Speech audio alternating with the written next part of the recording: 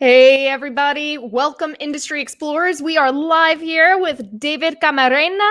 He is Hello. a therapist, a marriage and family therapist. He's worked with a lot of different cases. David is Mhm. also a musician for Heart Like War and a YouTuber for Today I Grew Up. Welcome, David. How are you this morning? I'm doing good. I'm still waking up, but my mind is sharp, so that's all that matters. Good, good. So I'm really, really happy that you agreed to do this with me. Of You're the course. first person that I got in contact with when I wanted to start this project to benefit laid off entertainment workers. So let's get right into it. Let's talk about how COVID has affected our collective mental health. Hmm. So you and I are old enough to where when people say to us, "Where were you when 9/11 happened?" Yeah. And I mean, this it's a global pandemic. It's not a terrorist attack, but people are going to say, "Where were you during COVID? Where were you when you first learned about the global pandemic?" And I've got a story like that. I was on a job site and one of my coworkers was sitting next to me. He goes, "Oh my God." I'm like, "What?" He goes, "They just canceled this event." And I'm like, "Oh, dang, that event employs a lot of people. That's a substantial amount of work for people during the summer." And it just kept coming. He goes, "Oh my God, they just canceled this one. Oh my God, this just got canceled. Oh my God, this just got canceled." And at first I thought, well, I work for a different company now, so that doesn't affect me. So I'm glad. But wow, this is really heavy. And then it was just the tip of the iceberg. And so now it's been very interesting because people have been going through feelings at the same time. Um, so Yeah. David, where Hmm. were you when you first heard about this global pandemic? What was your experience? Uh, I was working at a Trinity, which is a facility for foster youth. And so basically, what I did was I provided therapeutic intervention support for kids who are on probation, ages 13 to 21, who needed extra guidance. And it was an inpatient facility, so they lived there. And we were basically full-time therapists while we were on campus. We were there for them, available at any time.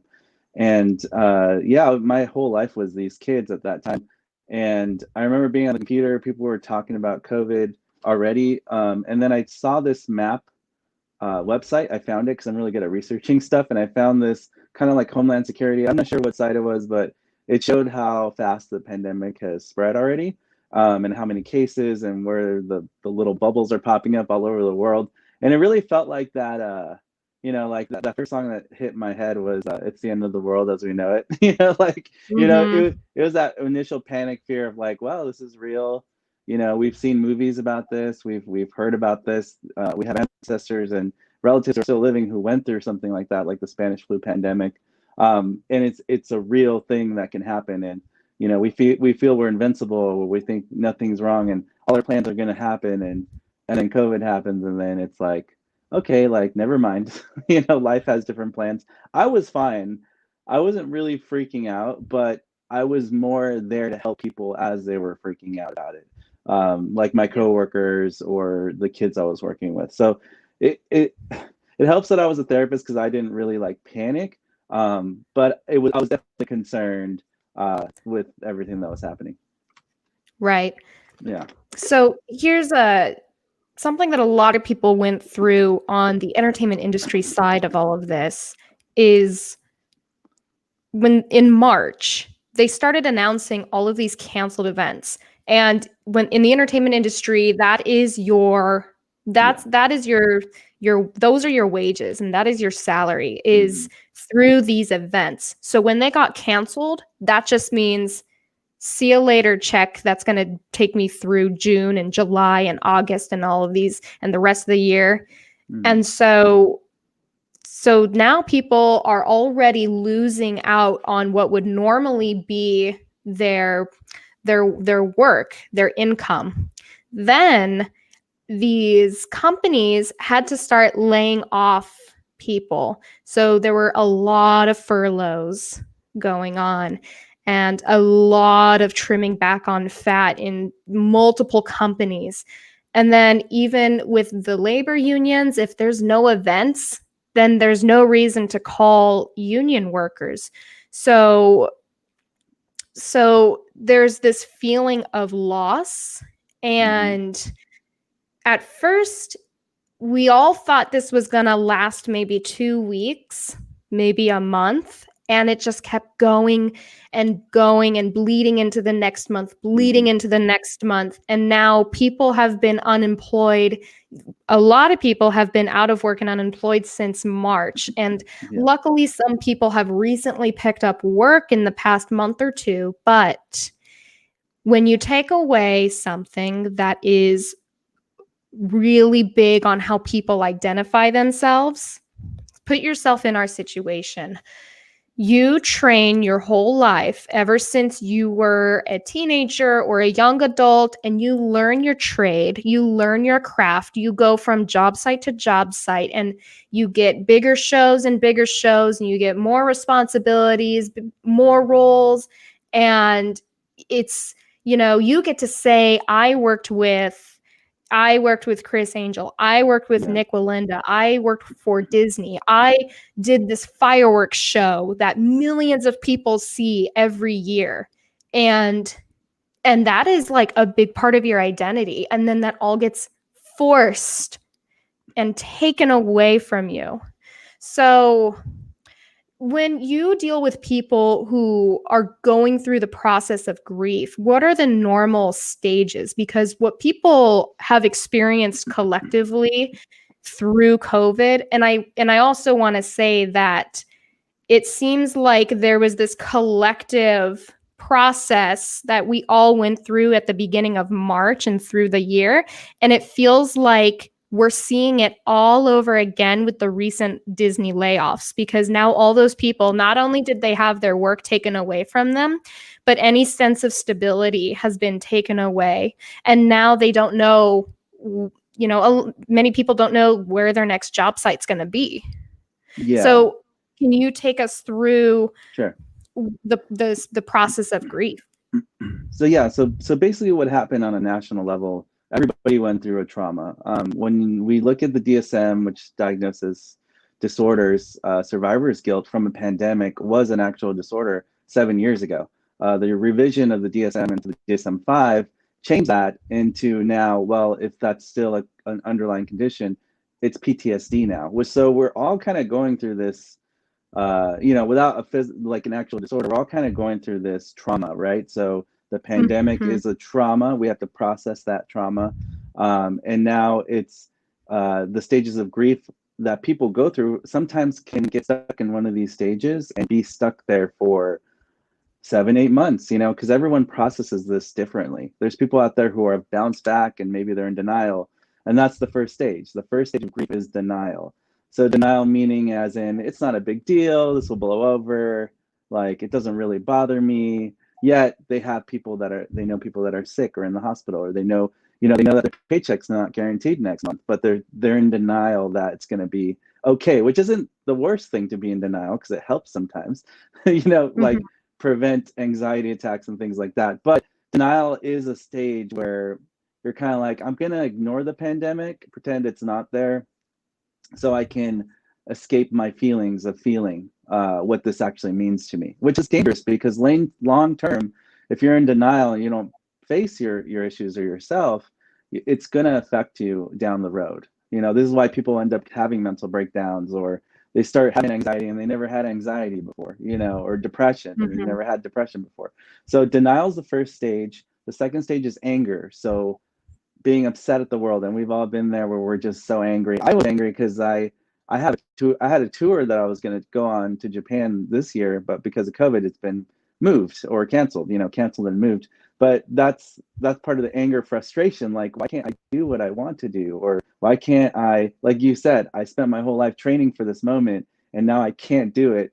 People are going to be upset about that, So there's also on anger and frustration, there's also people, if they were just laid off from the Disney company, they're thinking, this huge corporation doesn't care about their people. Look at the salaries of all of the top executives who aren't ever going to sacrifice their salaries to help the little man. And it's there's different viewpoints on that depending on someone's worldview. But that is an experience that I saw a lot of was, there's these big corporations and they don't care about us. And I think that's part of that process is the stage of grief in which you're experiencing anger and frustration.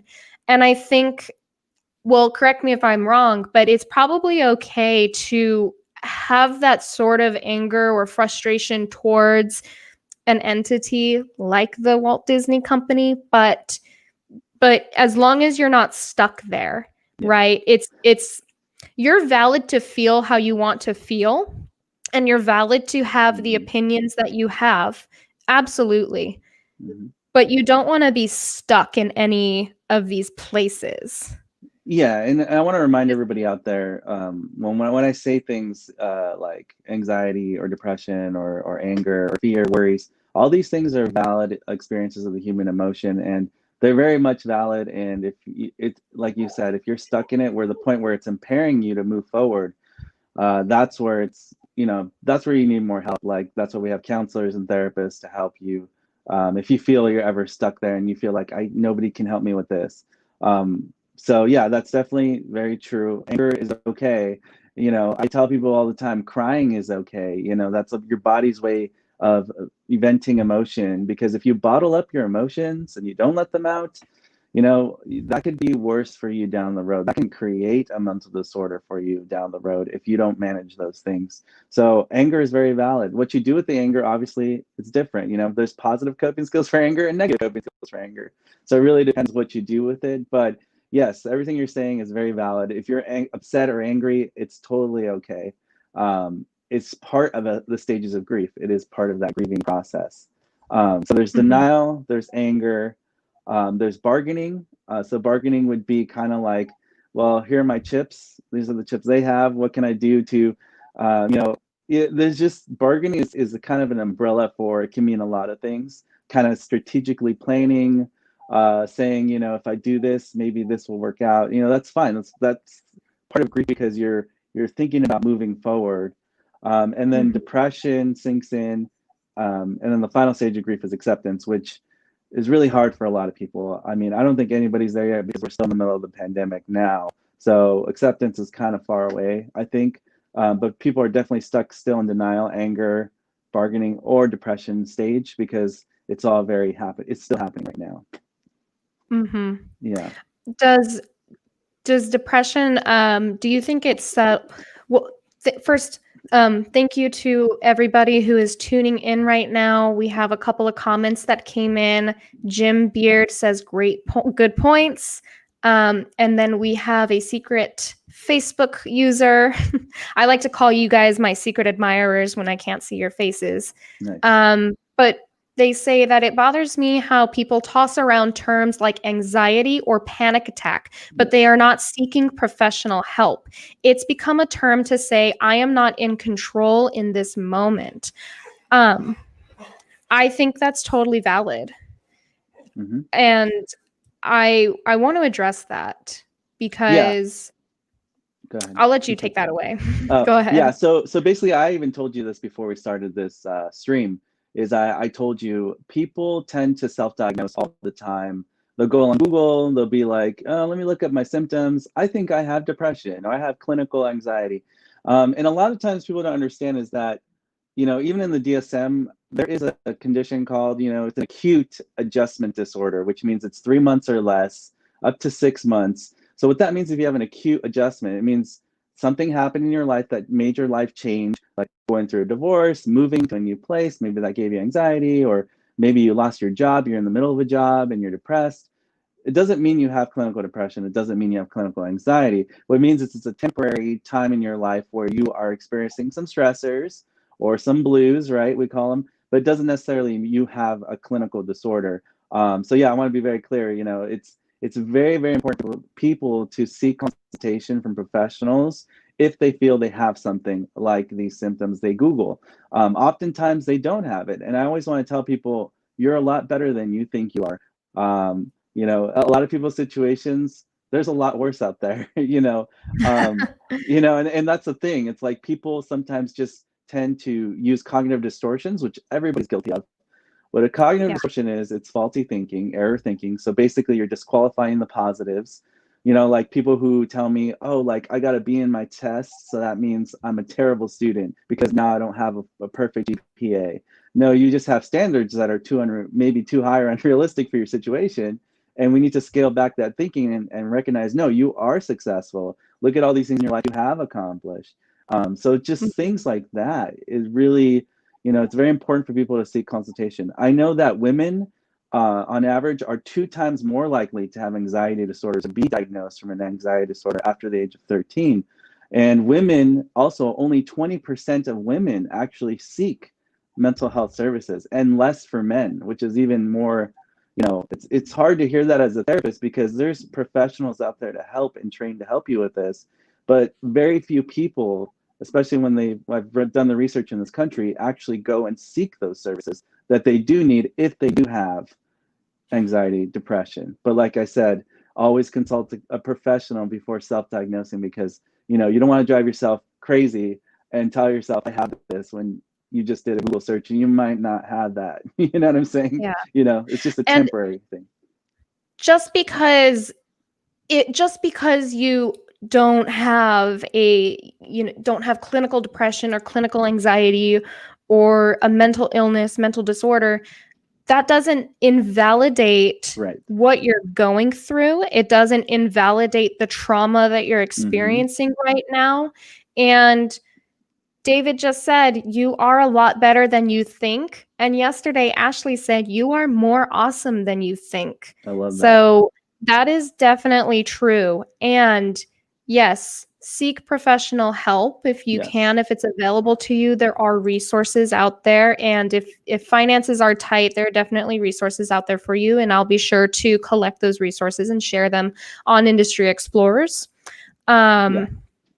Yeah, I have some of those for you too, if you need some.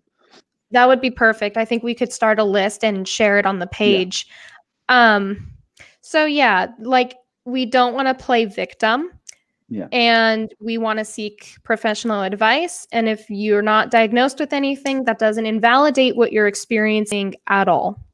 Of course. So going back to the process of grief, it seems that a lot of people are in the bargaining stage right now, trying to pivot and figure out what it is that they can do next. There's a new LinkedIn tool that just came out, and I haven't played with it yet. Hopefully I'll get a guest on this who is more familiar with the tool and has very strong opinions on it. But it's, if you type in a certain profession, it's supposed to list things that are like that profession. And this woman has already tried typing in stagehand and actress and stage manager, and there's no results that come up. And that is something that is definitely not helping people as they're processing what's going on and trying to figure out how to move on from this. So, and depression. I think depression is also a stage that a lot of people are in and feeling right now. Does that play into feelings of imposter syndrome and inadequacy? 100%. What happens is, if you're going through, like we said, if this is like a trauma, people get the rug pulled underneath them. They're suddenly, they're thrown into denial right away, thrown into anger. Then anger is usually, and this is something that's people don't understand, anger is usually a manifestation of underlying depression. It's very much connected emotion. Most people that I see with behavioral disorders or who are very angry people in general, usually at the heart, once you untangle these thoughts and these feelings, they're usually very depressed people, people who have been in a dark place for a long time. And people who have bottled their emotions and not managed their depression manifest to anger because it's come to a point where I'm frustrated. I'm now lashing out because I'm bottling this all in for so long. I'm tired of being depressed, right? So then anger Mm-hmm. comes out. And yeah, I just think that it's really important to self-regulate and identify, where you're at, because people say things they regret sometimes, or they do things they regret sometimes, and they often say, "Oh, I shouldn't have said that. I shouldn't have done that." And it's because those emotions have now overtaken them. And not everybody's like this, but those are people who let emotions drive them, tend to be this way. But back to your original question, you're saying about the imposter thing, or can you rephrase that again? So you mentioned that anger is typically an underlying condition of someone who has depression. Yeah, not always, but sometimes yes. Um, so if you are someone, I feel like angry people are also insecure people who Mhm. may also feel inadequate in some way. Yeah. Is there a connection there between insecurity, inadequacy, anger, depression? Oh yeah, Can you 100%. explain any correlations there? Negative self-talk is very real. A lot of people with depression disorders struggle with these feelings of I'm not good enough, I'm not worth having anything because I don't deserve it, or I don't. People have a lot of feelings and thoughts regarding inadequacy, not with self-worth, which is a huge one, self-esteem, even having confidence. A lot of people lack confidence to have their voice heard because maybe they think, oh, I'm too dumb, I'm not as smart as them, or I'm not as good as them, I'm not good enough. All these things are underlying symptoms of depression, usually first, and then these things can manifest to anger, denial, and all these other grief stages, because at that point, these people feel lost. I feel lost. You hear that a lot with people. I feel lost. I don't know what I'm going to do with myself. I don't know what I can do. I don't know what I'm capable of. It's because people are stuck in these negative self-talk terms, as in, I'm not good enough. I'm not worthy. I'm not smart enough. I can't do that. But for every I can't, that's another error, cognitive distortion, which is saying, well, who says you can't do that? You've told yourself you can't do that. It doesn't mean you can't do it. It just means you haven't tried to attempt to do it. And it's funny because a lot of times people forget to realize success is born from failures. For every yes, there's 100 no's, and there's 100 struggles behind that yes. Even for my life, I learned that very quickly at some point, that wow, the more I feel, the better I should identify that as a learning opportunity. The more I'm critiqued, I should take that instead of a hit to my self-esteem and my self-worth. I should look at that as an opportunity for growth and change to become a better person. So I used to thank people right away on a job site. I would say, I love criticism. Tell me what I'm doing wrong so I could be better. Tell me what I made a mistake in so I could do better. And that's something that's hard for people who lack self-confidence, who lack that self-worth, who trap themselves and inhibit their growth by saying, well, that's not me, that's them. I can't be that way. But because they're telling themselves, I can't be that way or do that, that be Yeah. inadequacy. And it's very real. And a lot of people struggle with that. But it doesn't mean you have depression if you feel that. Also, it just depends. Right. So It yeah. seems like all of these things are very intertwined with each other, but there's Yes. also a lot of very fine lines that a Hmm. professional is trained to be able to decipher. Now, imposter syndrome is something is a phrase that's just been circulating all across social media lately. Um, I Can you think explain that? that Because I've missed the memo on that current online trend. Can you explain oh that on imposter syndrome? yeah. So Because it's not a imposter clinical syndrome. term that I use. It's yeah, no, imposter syndrome is like you are in a position and you feel that you don't deserve to be in that position. Okay. It's just more on that negative Like survivor's self-talk. guilt. It's almost like survivor's guilt, like you're talking about. Is it?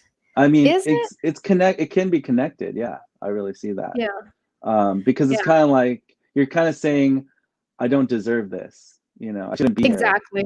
Yeah, it's almost like a guilt. Exactly. It's like guilt, though, if you really think about it. It's a guilty feeling as Mhm. well. So it's similar. You know, like as a clinical Right. professional, I look at survivor's guilt or imposter syndrome as, well, it's still an emotion of guilt. You know what I'm saying? So I always go Mm, to the mhm. heart. You always have to kind of go to the heart of what emotion is driving that thought. And for me, it's would be guilt, the feelings of feeling guilty about something, you know. Mhm. Yeah. So so what is something that drives guilt? Is it is it lower self-esteem?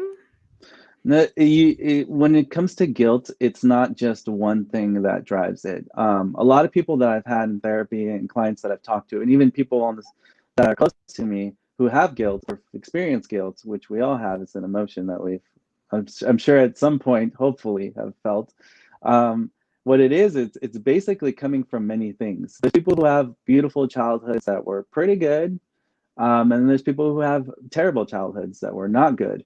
And these feelings of guilt start processing in our brains very early. I would say in childhood is when we start learning how to process guilt and how to accept it. And some kids are kind of navigated and shown it's okay to feel guilty sometimes about something because it helps you change or it helps you rethink how you're feeling. You know, that's good parenting, right? But then there's kids who maybe felt a lot of guilt growing up and they didn't have any parental guidance. They just had their friends' influence and they kind of Mm, learned how to maladaptively cope with feelings of guilt. So some people, when they feel guilt, you'll be surprised at what they do to cope with those feelings. Some people hit it face on, they process it, they move past it, and they go forward. That's healthy.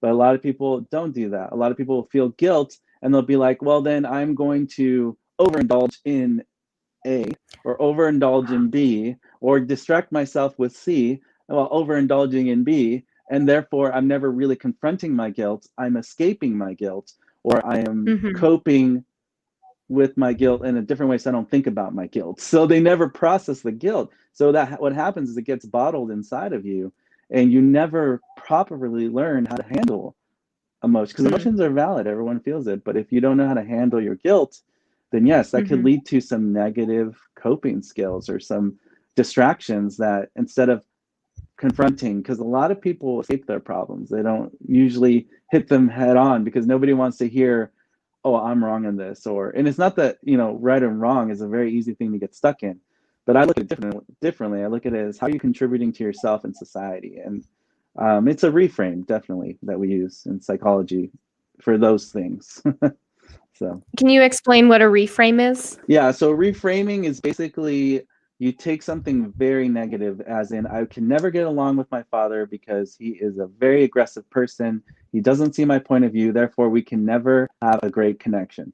That's one way to look at it. Or we can reframe it as, you know what, my father, although it's difficult and he doesn't want to connect with me, at least he spends time with me in the same room, and I can take that as an opportunity to change my approach and see if I can tap into something to build a bridge or build a connection with him in an appropriate manner versus us yelling and screaming and we never talk. So that's a reframe. It's taking a negative situation instead of just looking at it as, oh, I'm not even going to try because I already know what's going to happen. Well, you're not a fortune teller and we can't predict the future, but people think they can all the time. And they'll say things like, I didn't even do that. I'm like, why? Because I know what's going to happen. Do you? Can you tell me what's going to happen? Okay, da da da da.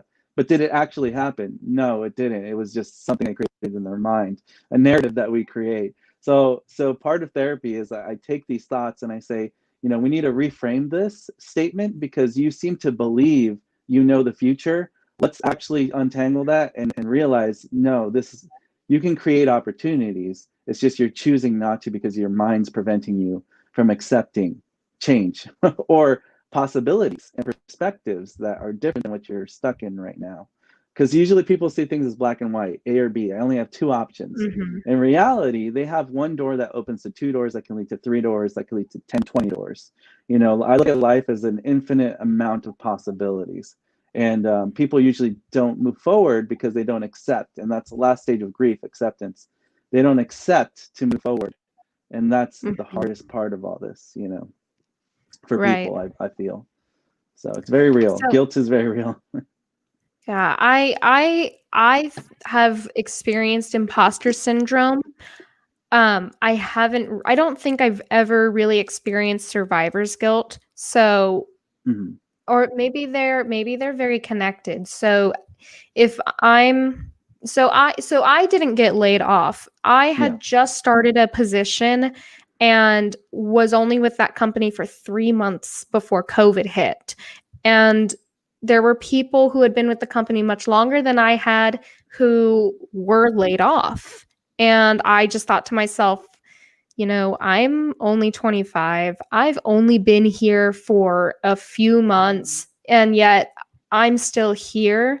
There are other people who seem to be more qualified than I. Why am I here? Why do I even deserve to be here? And I did ask the owner of the company why, and he said that it's because you are capable of doing A, B, and C, and you've helped us in X, Y, and Z way. And I go, wow, okay, well, yeah, that's good. And the feelings that I had made me want to work harder. They made me want to earn my place. So I didn't want to just idly sit by and be like, well, I'm just going to wait for this to blow over. Yeah. I actively learned new skills so that I could help the company in a way that I wasn't originally hired to do because I felt guilty that I was still there. So I wanted to earn my place. Mm-hmm. And for me personally, it also comes from the past when people say things behind my back, like, oh, she's only here because she's pretty. She's only here because she slept her way, whatever, which none of those things are true. But I've Right. had that said about me. And a lot of women, especially in male dominated roles, get that said about them.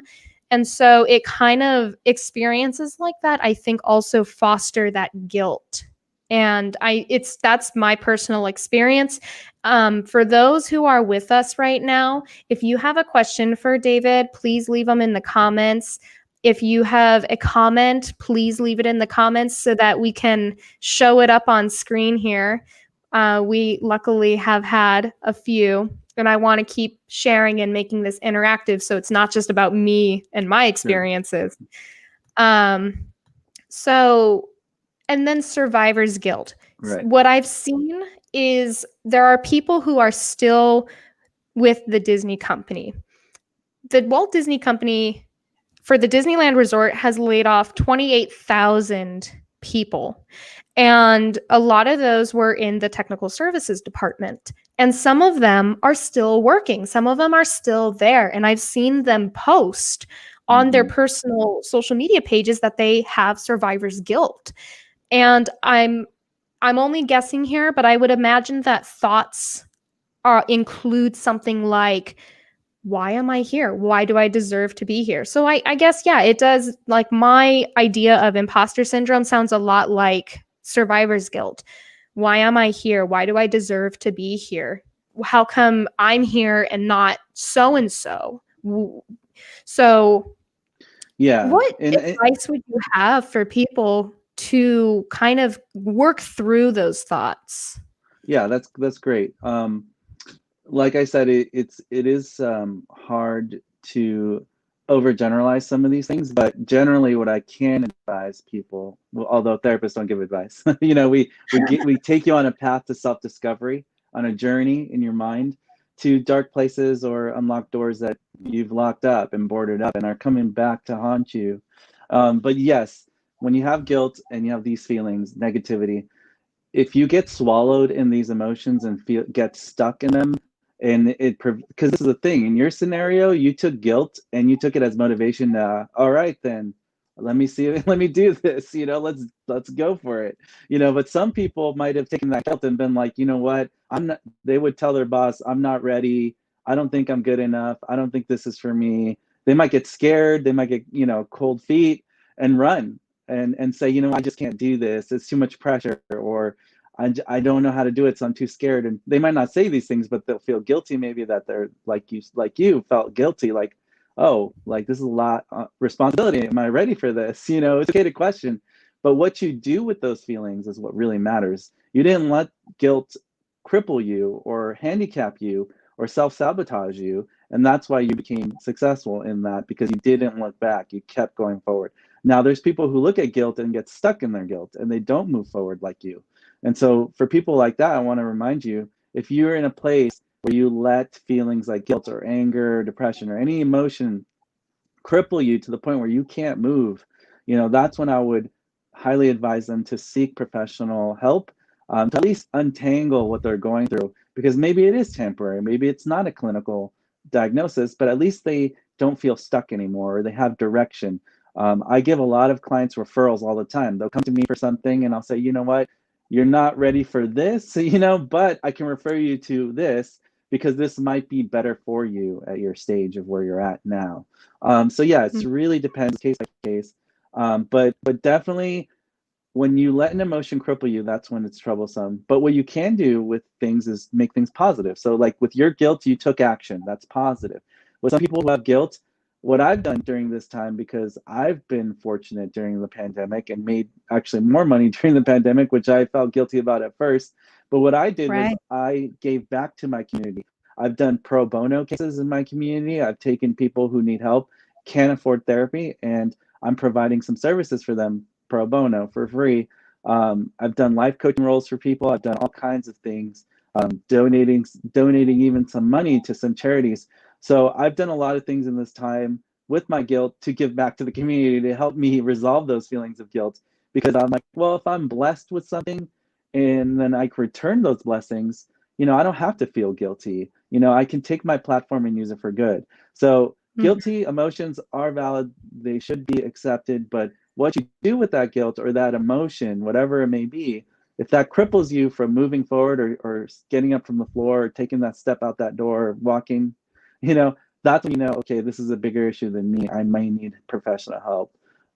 Because people like to hang on to terms. Like you're like, imposter syndrome, it's a trending topic, therefore let's get on the bandwagon. Maybe I'm part of the imposter. So that's something that can be dangerous, because like I said, we don't want people to self-diagnose and say I'm this, I'm that, I'm this. We want people to ground themselves and say, okay, inward out instead of outward in, right? We're so focused on the external world. Let's look at the internal world. How am I doing in here? What am I doing with what I'm feeling, with what I'm thinking? That's all that matters at the end of the day.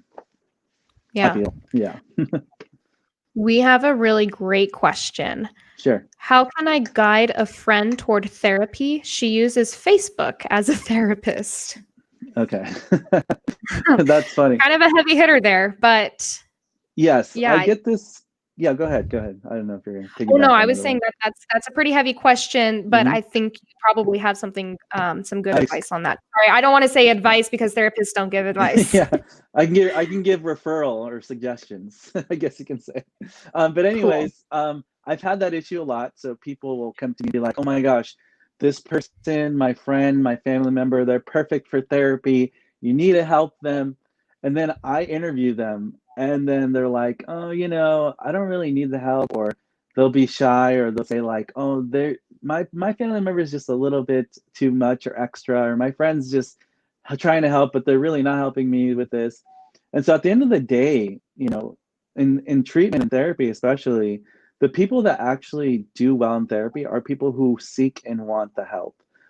It's unfortunate because I see people all the time who need the help, and the family members and friends are probably 100% correct. They need therapy, they need help. But if the person themselves do not want help or agree with that level of I need help, therapy is not going to work well at all. It's just not going to work. People need to want help to receive it. And unfortunately, I usually see people hit rock bottom before they seek help. They wait till they're homeless, or they wait till they're jobless, or they wait till, they have, X, Y, and Z in their life. When I'm like, you could have managed this before it got that bad, but they didn't seek help. And so what I recommend is always encourage people who know somebody who could benefit from therapy. Just encourage them and be like, you know what, therapy isn't scary. Untangle those thoughts. What's preventing them from getting help? Is it the money issue? Well, there's actually therapists who work through the county of Los Angeles, San Bernardino here in California, who can provide therapeutic services for them. We have the Department of Behavioral Health, which I recommend everyone to Google search. And if you need to find a therapist and can't afford a therapist, The Department of Behavioral Health can guide you. They have a 24-hour hotline you can call. They can connect you with resources if you can't afford therapy, and they will provide you with therapists who do work for the county in your state who can provide mental health services with Medi-Cal, or like what we have here in California, or other things to pay for it, because mental health is a real thing, and we don't want anyone to feel like they can't go seek someone because maybe they can't afford it, or they're so yeah, that's just some of the things I would recommend for them. Yeah, and it is an unfortunate truth that no one's really going to help themselves unless they want to. You can try to do as much as you can for someone, but at the end of the day, it's their decision. And that's true for therapy. And it's true when you're in a relationship. You don't want to be with someone. You can't change someone. You can't fix them.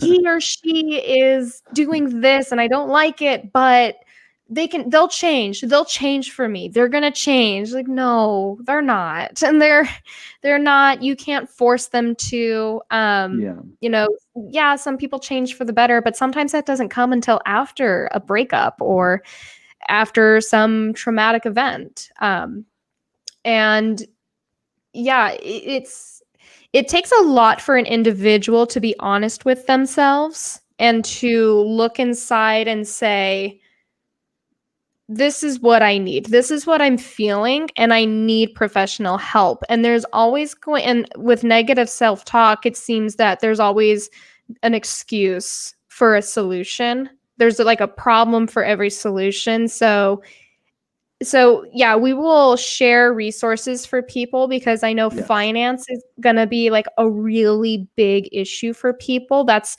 probably a really big reason why people don't seek professional help services. And also, you're right.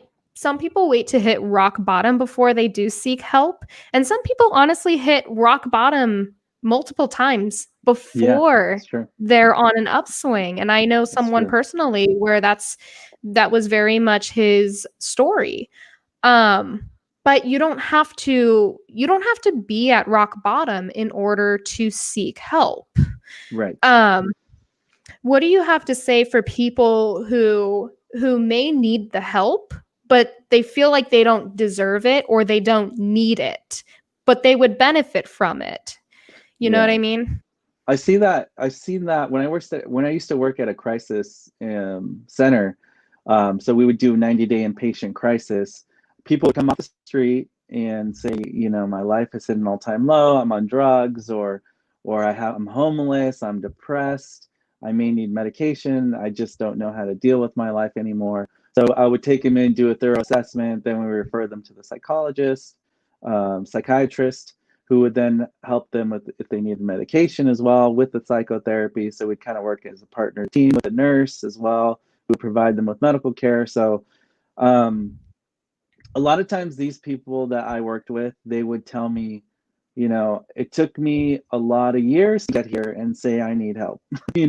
Sometimes people's prides and egos get the best of them and they feel like, what, I'm not that bad. I can do this. I'm okay. Like, they're worse off than me. I know I'm better than that, so I'm going to be fine. And so it's kind of like that denial, right? Or that stage of grief we always go back to.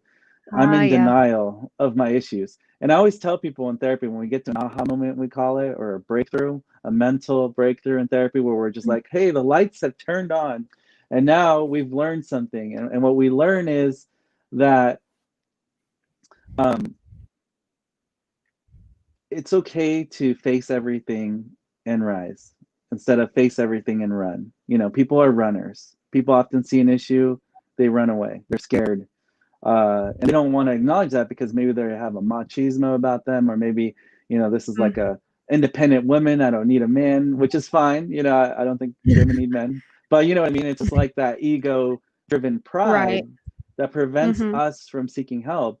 But yeah, usually I get to that point in therapy with someone where they finally break down and say, you know what, I did need help and I didn't get help. And I waited till it got worse for me to get help. And sometimes, there's no right and wrong here. It's just, it's better to go early before mental breakdown, right? Or before you get crippled or self-sabotage.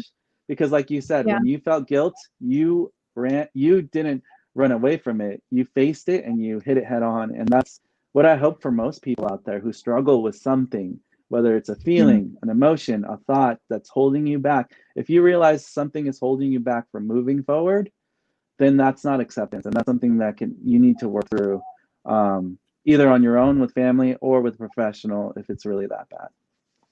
Yeah. When I've taken surveys before going to see a mental health professional, a lot of questions involve, have you been feeling a certain way for 2 weeks or more? Right. It's a question along those lines. Right. So when how does someone know when it's time to seek help? Is it when they realize they've been stuck for 2 weeks or more, when they feel like they can't get out of bed and brush their teeth in the morning? But at the same Right. time, we don't want it to wait until it gets to that point where you're not Right. getting up in the morning, because that's a decline, and it's a slippery slope. So, Yeah. when do you seek help, and then how do you know that you should keep getting the help that you need? And rather than like having a situation where you go, well, I took these pills, they make me feel great, and I don't need them anymore. I'm good. No more medication. And then That happens a lot. you, right. And then they relapse, it happens. Yeah. Yeah. I Yeah, was it's going to very say that, common. but I wasn't sure if that was the proper term in this situation. But yeah, It's a you mental health relapse. relapse, just like alcoholics, Mhm. who may relapse. It's a similar thing.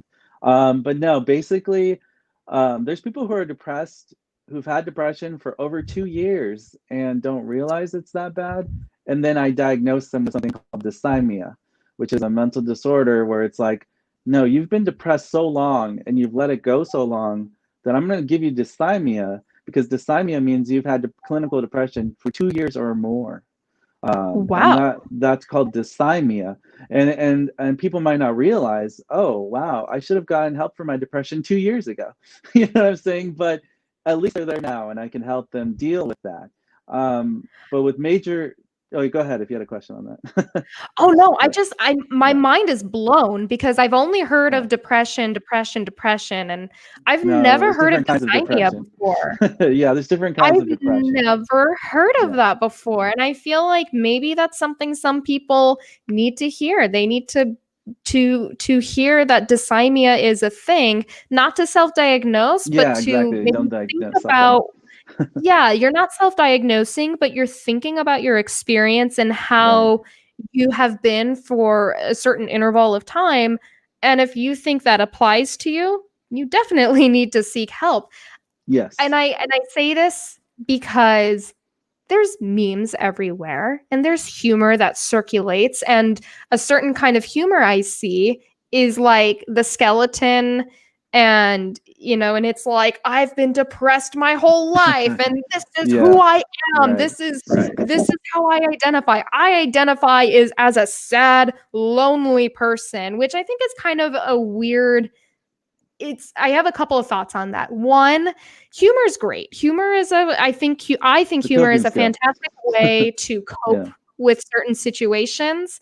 It's great for identifying with a community. So if I see a meme and I think to myself, "Oh, that's funny." Also, I'm not the only person who feels this way. I'm not alone. I think it's great for that reason. But at the same time, I have a fear that some people play into that so much that they then start to just identify themselves in a certain way, and then maybe they say they want to change, but they don't. Does that make sense? Oh yeah, 100%. And this kind of goes back to Maslow, which is a famous therapist theorist that a lot of people Yeah, have heard of, the hierarchy of needs, right? yeah, We all been introduced that in our job maybe or whatever. But basically, it's that feeling of wanting to belong, right? Belonging. This is why we have gangs or fans of sports teams or bandwagons, right? It's like yeah, here's a label, here's a term. I want to be part of that because I want to feel connected to something. And sometimes subconsciously, unconsciously, people are doing this because they have that underlying need that's not fulfilled. I don't feel like I belong anywhere. I don't feel like I identify with anything. They jump on these labels to feel belonged. And and usually if it's true, then it won't go away. It'll be like, okay, this is something you really do belong to. But if sometimes you can tell, like trends on the internet, they come one day you have this, and then the next day you're something else, right? So Yeah. it's like those terms just come and go. So I want to Right. really tell people and remind them, don't be so quick to label. This is why I actually hate labels, because whenever you label yourself, you limit yourself to the possibilities of life. I feel, to say you're this, to say you're that, it doesn't mean that's all you're ever going to be or all you can be. In my life, Mhm. I do 3 different things, but that's not all that's going to define me. Who knows? One day I might be an author. I might make a movie. I might be a director. I'm not going to limit my abilities because I say I'm this. Mhm. So I want to remind people that whenever we label ourselves, to be careful in that label and how we validate ourselves with it. Because if we cling on to something so hard because we want to belong to something so bad, we should question why we're doing that, because maybe it's a deeper issue. I have a void that's Mhm. unfulfilled and I want to belong to something, which is a different, separate issue from whatever that label may be that they've hung on to. If that makes Wow. sense. It does, and I Yeah. think it's very powerful stuff. We have a couple more comments that came in. Guys, thank you so much for tuning in. Thank you for the questions. Thank you for giving us the likes and the loves. Um, so, Secret Admirer Facebook user says, I have often said, especially to my adult son, that guilt is a choice. Am I off base?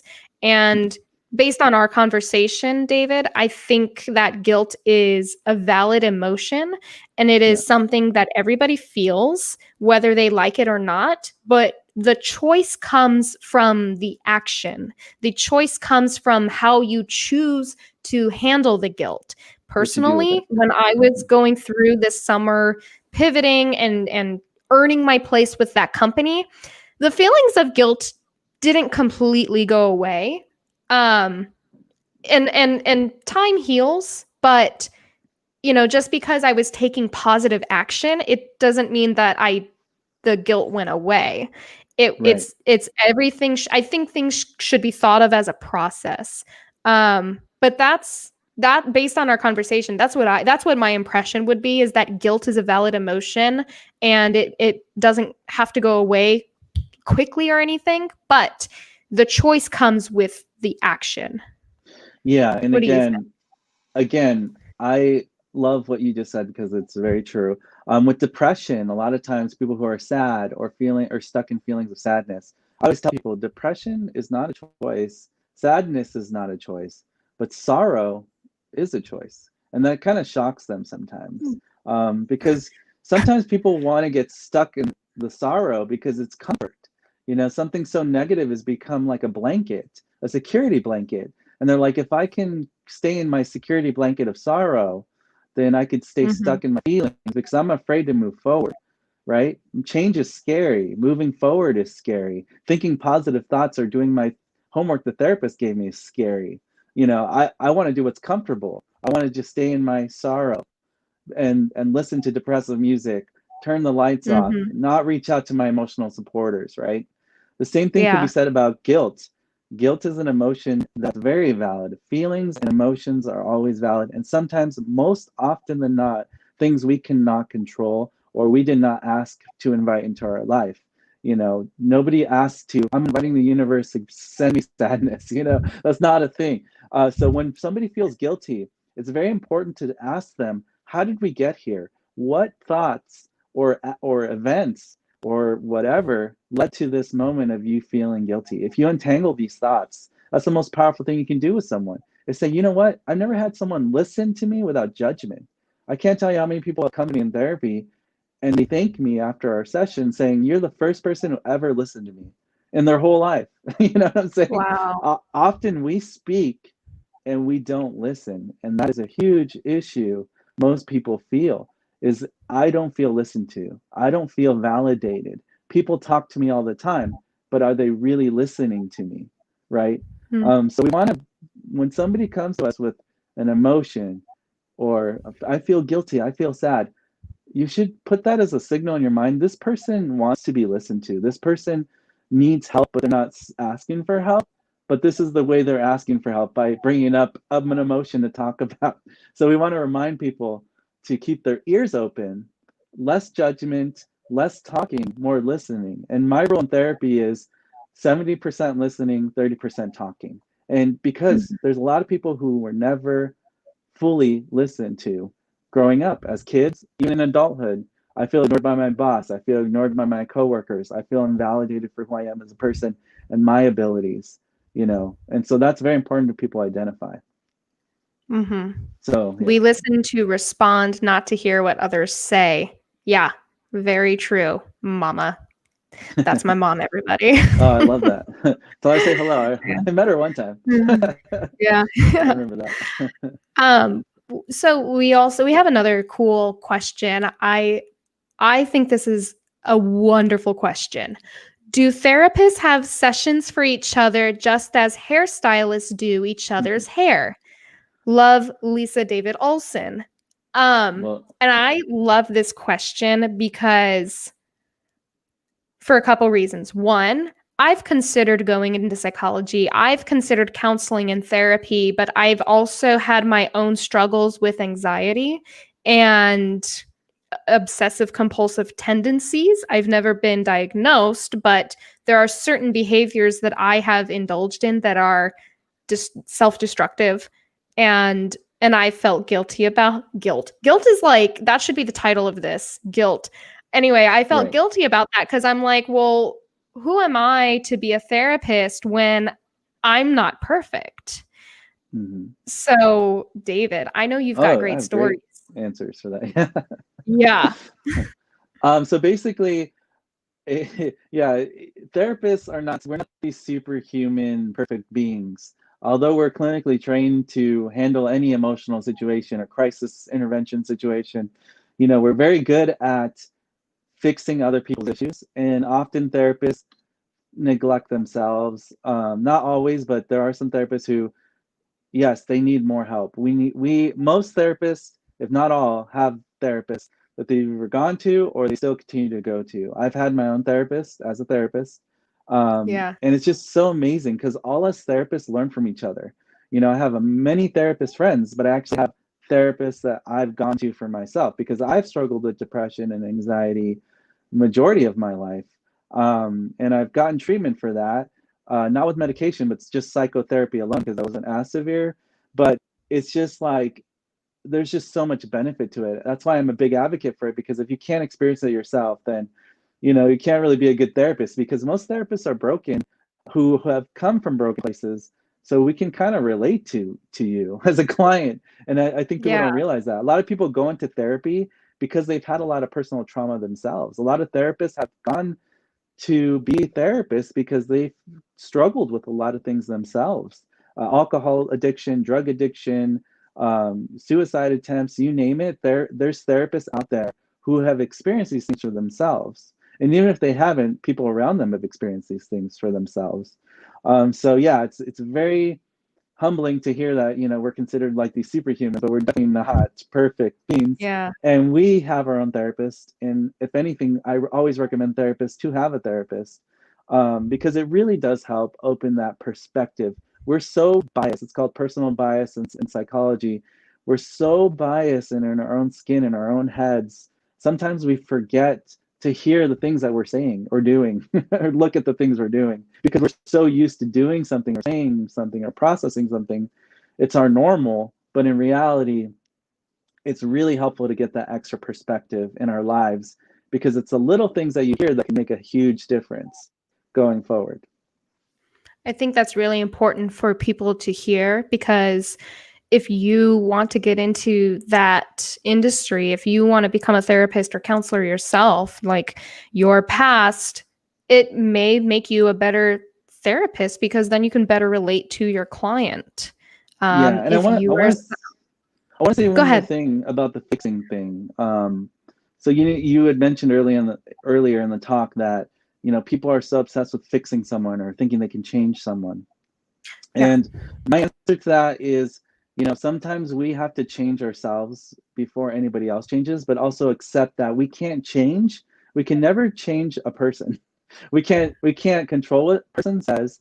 We can't control what a person does, but we can control our own actions and our own thoughts and our own words and feelings and things that we can manage, self-manage. So I always want to remind people out there who are trying to fix or help someone, broken doesn't fix broken. Usually people who want to help are people who come from broken places. This is something I see time and time again. As admirable and positive and awesome that sounds, it's really not a good idea for a broken person to fix broken, because broken doesn't fix broken. Fixed fix Right. broken. And Right. not to say that everyone's perfect, but I'm just saying you have to come from a good place and a good mindset in order to really help someone. And then acknowledge, I cannot control someone, I cannot change them, but I can only hope to maybe model positive words or positive actions that they might want to become. Because when we become successful, we become that magnet. And now people are like, how do you do what you do? Well, it actually starts with a healthy mindset, right? So, yeah. Yeah. And I recommend the book Extreme Ownership to everybody because it's all about personal accountability, and it's told through the eyes of a Navy SEAL named Jocko Willink and Leif Babin. Shout out to those guys. Hope to meet them again one day. Having personal accountability and being honest with yourself and truly having control over your actions is difficult, and it's something that takes a lot of practice. So if you're a parent and you are really upset that your child's misbehaving, you can't really control your child, but you can control your responses and how you handle situations. If you're in a relationship, boyfriend, girlfriend, whatever, your partner, you can't change them. You can't make them better. You can make yourself better. And for me, I've had personal experiences. I would consider myself a toxic person in my previous relationships. Like, I am not proud of how I handled a lot of situations, and I'm not proud of how I treated boyfriends in the past. And I feel that in my relationship today is so good and so healthy because I had to better myself before I could attract someone who is healthy for me. There's just so many different situations. If you're training your dog, there's certain ways to train your dog. And if your dog's not listening to you, you need to take a look at yourself and take a look at what your approach is. So those are just some of my thoughts on that. And you're right. Broken doesn't fix broken. Fixed fixes broken or helps broken. So if you come from a broken place, you have to get yourself to where you're self-reliant and you have good self-esteem, and you've moved on to the acceptance phase, and you're in a positive mindset. You're in a good state of mind, a healthy state of mind, before you can help other people who were in a similar situation as yourself. 100%. We have another comment. Luis Fernandez says, big hug. Big hug to you too, Luis. Thank you for tuning in. And big hugs to everybody else who's watching this. Big hugs to anybody who, whatever you're going through right now, David and I are here for you. If you have any questions, feel free to reach out to us. We're going to create a resource. We're going to list resources and put it on the Industry Explorers page so that if you do need help, we'll help you try and seek that. So big hug to everybody and what you're all going through right now. Yeah, and I want to also remind people there is a text line, which we'll link as well. If you text 741 is the number, and you just text the word home, you're instantly connected to a crisis counselor 24/7. You don't have to pay money. They help you. They're just there to help you if you're in crisis. So just want to remind that. It's a national for anybody in the continental US that I know of. If you text home to 741, it is a 24-hour crisis intervention hotline. They'll connect you right away with a crisis counselor who can help you with any mental health issue that may be urgent. But I always tell people, if it's ever an emergency, call 911. That's probably safer. But you can also reach out to this crisis counselor tech support hotline. So yeah. I'm just going to finish typing that out so we can have that scrolling on the bottom for people. Yeah, 741-741. Text home. Cool. There you guys go. Text home to 741-741. It connects you to a 24/7 crisis intervention hotline. We should probably get the suicide hotline number on here too in a second. Yeah, I have that one too, if you need that. It's 1-800-273-TALK, but I can give you the numbers if you want the numbers. Wait, one more time. 1-800. So it's 1-800-273-8255. So 1-800-273-8255. That is the Suicide Prevention National Lifeline. And also to remember it, I always remember it as 1-800-273-TALK in case you can't remember all those numbers. Cool. That's we'll if have you're that ever scrolling feeling, on yeah. That's for people who are very depressed. Right. Yeah. But going back to your point of, the couples thing, I want to remind people out there, parents, young people, sometimes we struggle with identity, right? Where we're developing.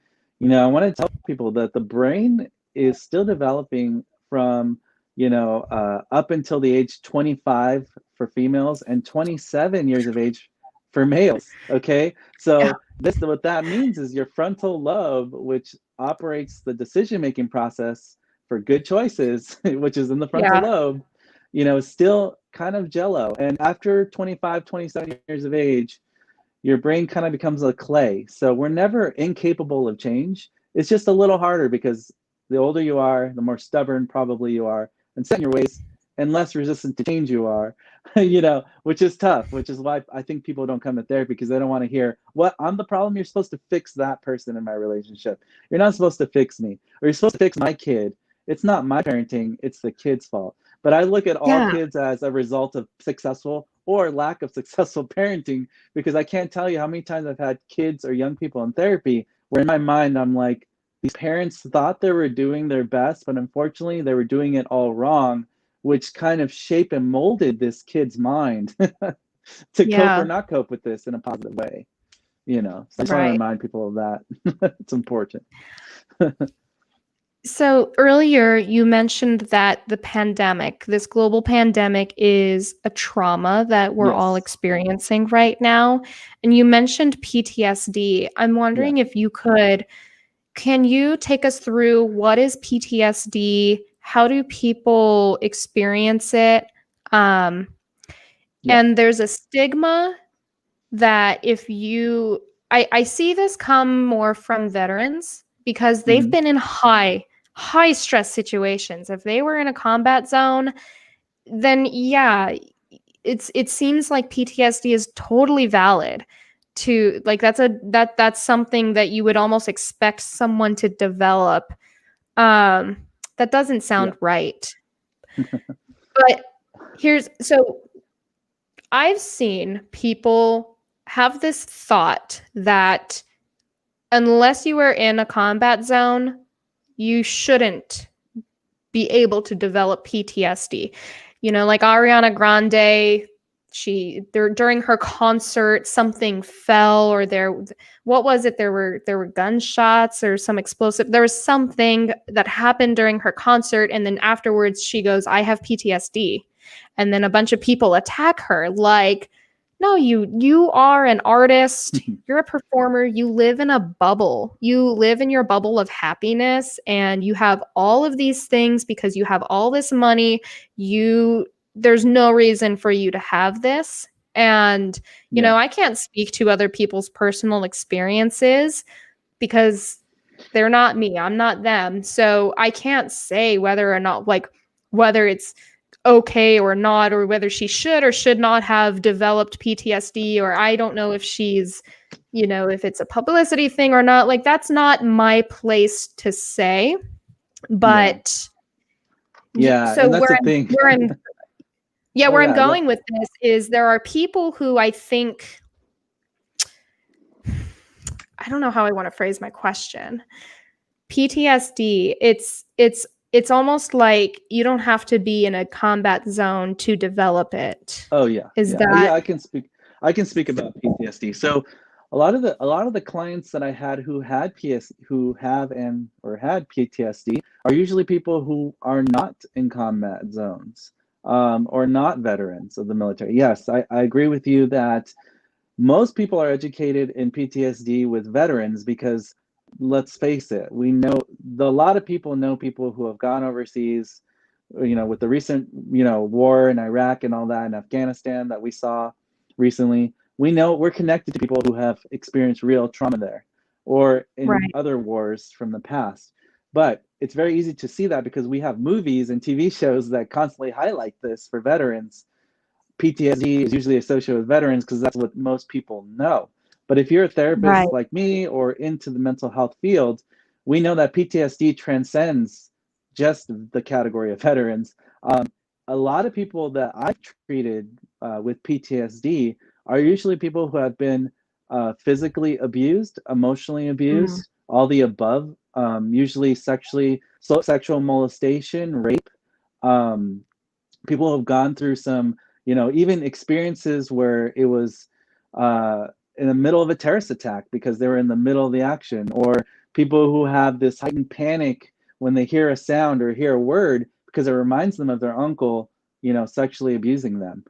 So PTSD is something that could be life term and follow somebody who maybe had a trauma when they're younger, but in adulthood, it's still present because they never got treatment for that PTSD, which is flashbacks of the trauma they experienced. And believe it or not, survivor's guilt 7 years ago was a diagnosable in the DSM disorder, but now it's no longer diagnosed as survivor's guilt, which can be because of a pandemic situation. It's now diagnosed as PTSD.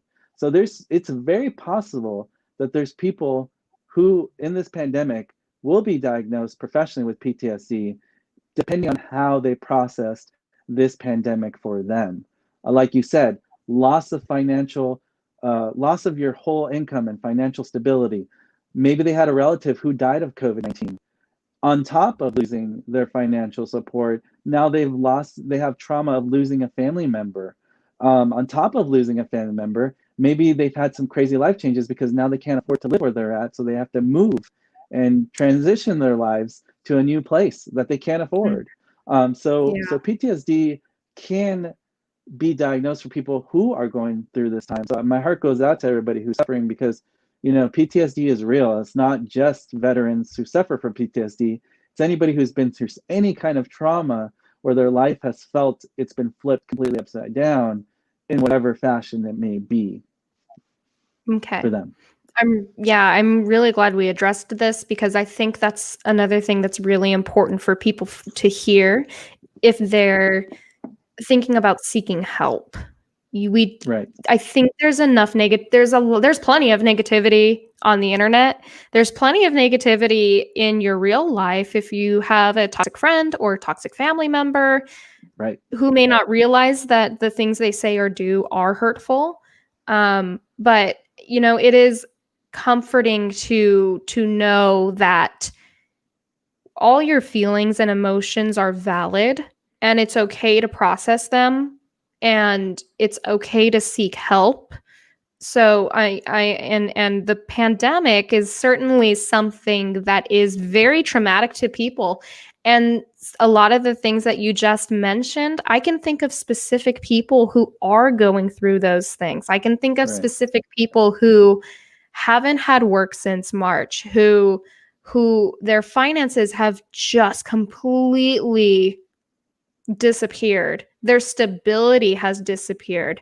People I have a friend who has to move because Yeah. of this. And it's those are huge life changes. Yeah. And you mentioned acute adjustment disorder earlier Right. today.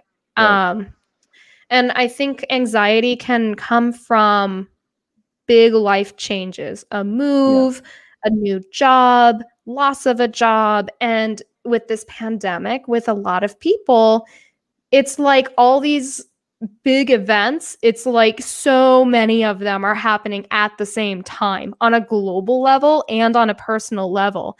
I have friends who have family members who are in hospitals either from COVID or not, people who have to take care of their loved ones, again, with the finances and stability and all of that.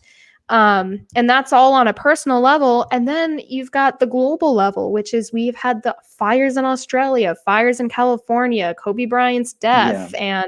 and, the more conflict between the United States and the Middle East, and it's an election year. And speaking of an election year, right now we finally have the results, and some people are totally ecstatic and some people are absolutely crushed. And that's going to happen every election year, really. So Yeah. but again, I think that just really validates the importance of this talk, because if you're ever feeling stuck, you should reach out to your friends, reach out to your family, reach out, if you need to talk to the crisis intervention hotline, if you're feeling suicidal, if you think you need professional help, all of this is available to you. And my heart goes out to everybody going through all of their situations. Like when I see people post on Facebook, I'm often at a loss for words, because everybody's going through such different circumstances, and every individual that I can think of has a different hard thing that they have to deal with right now on top of everything that's going on. So Right. yeah, my heart really goes out to all of you. I want to remind people out there too to remember to be empathetic, and empathy, which is put yourself in someone else's shoes, put yourself in a place, like even if you're doing fine and you're great, put yourself in someone else's shoes who maybe are not feeling so great, so we can remember to reach out and help people. If we're able to reach out and help, we should. Like you said, Ariana Grande, she may have been rich and famous, but there's cost of being rich and famous, such as the pressures of the job, the demands of the job, the stressor she's under that we have no idea about. Maybe she doesn't get a good night's sleep because she has to worry somebody's hiding in her property, somewhere in a bush, taking a picture of her. There's things that people go through, whether they're rich or poor. Mental health does not have limits. I've been in homes that are very poor with holes in the walls and one bedroom apartments, and then the same day I treated a client in a Beverly Hills mansion, and it's the same mental disorder, it's just packaged differently. So I want to remind people, it doesn't really matter what people have. It's so easy to judge and say this person can't be this way or is this way. Leave that for the professionals to diagnose, obviously, and also be mindful and empathetic and have some sympathy for people who maybe are going through a hardship, because one traumatic event might be fine for someone to handle and process in a different way, but somebody else who may be more sensitive or prone to stressors, they actually might go full-blown PTSD diagnosis, while somebody else right next to them might not. So I want to remind people, everybody processes trauma differently. There's people who are going to come out of this and maybe not so much different than before, but there's going to be a lot of people, I guarantee, are going to be different people because they process this trauma differently. Mm-hmm. So yeah. And think about all the celebrities who have taken their own lives. Yeah, exactly. The Exactly. most prominent one that I can think of being Robin Williams, a comedian who always, you would think he's always happy. He's a very successful person. He is brilliant at what he does. And yet somehow what the public didn't see was that there was some void in his life that was eating up enough of his psyche that it caused him to take his own life. So check in on your happy friends too. Yeah, exactly. I've had some clients who were comedians actually in the past, and I learned something in the comedic community that there's a lot of comedians who are depressed, and musicians. You think, oh, they're successful rock stars and they're living the dream. In reality, a lot of these rock musicians have taken their own lives as well, and it always goes back to, like I said, it's so easy for us to judge from the outward in instead of looking at the inside out. And I always tell people, like, music is a coping skill for depression. Comedy is a coping skill for depression or other things. So we have to remember, yes, check in with your happy friends or even your successful friends, because there was times in my life where I on a outward appearance, everybody cheered me on and said there's nothing wrong with him. But in reality, I was struggling with some suicidal thoughts at a certain points in my life, and people had no idea. So I just want to remind people, yes, always check in with people, because you never know what they could be hiding from their online persona or social mask even, or job mask, whatever it may be, that there might be something else going on deeper. Yeah. Yeah, I So think we can all benefit from people being just less judgmental in general. I agree with that, but it happens all the time, unfortunately, due to Yeah. popular terms that trend on the internet also. But you should probably put the imposter hashtag with this so people could search this accidentally. Oh, yeah. Since Very, it's very trending, true. since it's Yeah, trending very right now, true. Yeah. you know. So we have gone an hour and 20 minutes so far, and I think we have covered a lot. Yeah. If anybody has any last minute questions or comments for David, go ahead and get them in now. David, thank you so much for being here with us. Of Do you course. have any closing remarks you would like to leave people with? Yeah, I want to remind people to not only be patient with others, be patient with yourself. We're living in a very end of the world kind of thought process where not only are we wrestling with a pandemic and major life changes in our personal lives, we're also dealing with protests, with riots. There's a lot of issues around the world that need our attention. So I'm just saying, you know, if you feel that it's overwhelming, it's okay to feel overwhelmed. And if you feel like no one around you could help you, you know, it may be time to talk to a therapist. And we're still here during the pandemic to help you, at least give you referrals to somebody who can help you if we can't personally. But definitely want to remind people it's okay to ask for help. It's okay to be hurting. It's valid to feel these things. But what you do with those feelings is what's going to matter the most. No, truer words have never been spoken. Yeah, Thank you so much, David. It was you're such a welcome. pleasure. I really hope that this live stream has helped several people through the pandemic, after the pandemic, if we have another pandemic, which Hopefully God not. forbid, hopefully Yeah, not. hopefully But not. no matter what's going on in the world, hopefully someone finds this helpful. We are here for you. Go ahead and follow David on Heart Like War. Follow him on Today I Grew Up on YouTube and Facebook and Instagram. You can follow Industry Explorers on Facebook and LinkedIn. You can also subscribe to Industry Explorers on YouTube. Like this video because we have a lot of good stuff here. I am Siobhan Colleen. Thank you guys for joining us, and I'll see you on our next adventure. Take Bye. care.